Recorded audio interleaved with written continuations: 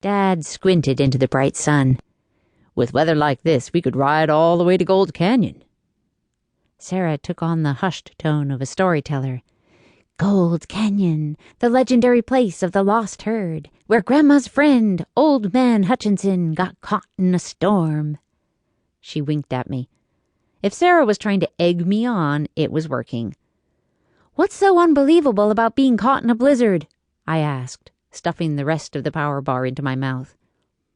"I'm okay with the blizzard. It's the part where a black mare appears out of the swirling snow and leads old Hutch to a cave.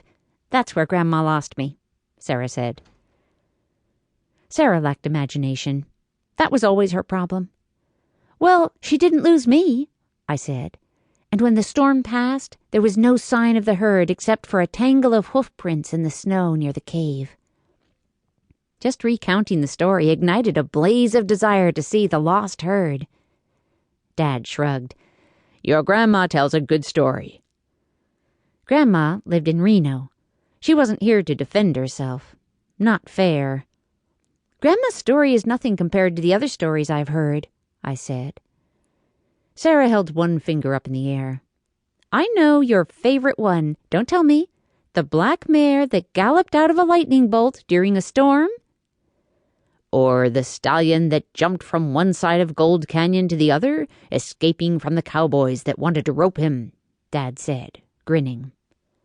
"Go ahead and laugh," I said, warming up to a real good rant. "Someday—" Before I could say another word, Lucky pinned his ears, took the bit in his mouth, and trotted forcefully up the path.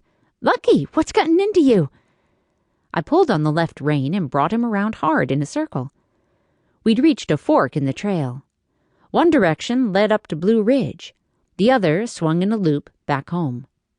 Usually, when a horse wanted to run away with you, he pointed his nose toward the barn. But Lucky danced and tossed his head, fighting to go further down the trail. Then he stopped.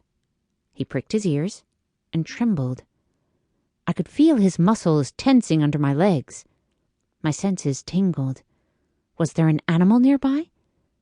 His nostrils worked. "What is it, boy?" I asked, peering into the sagebrush. "A bobcat?" "Lucky's full of himself today," Sarah said, as she and Dad caught up. I tried to act cool. "Yep. Are we going back home or up to Blue Ridge?" I asked, daring them to back down. "I'm kind of ready to head back," Sarah said, looking at her phone. "No cell reception."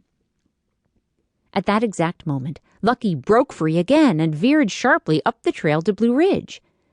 This was not a proud moment for me. A rider should be in control of her horse at all times, but I knew Lucky well enough. It wasn't like him to act fresh this far into the ride.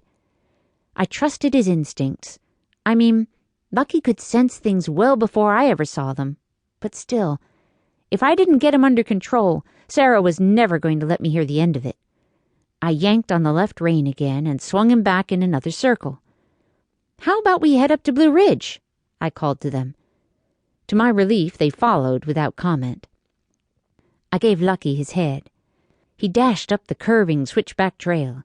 As we crested the hill, he stopped and snorted. I followed his gaze. And then I saw them. Mustangs dotted the basin below, grazing on the first spring grasses of the valley.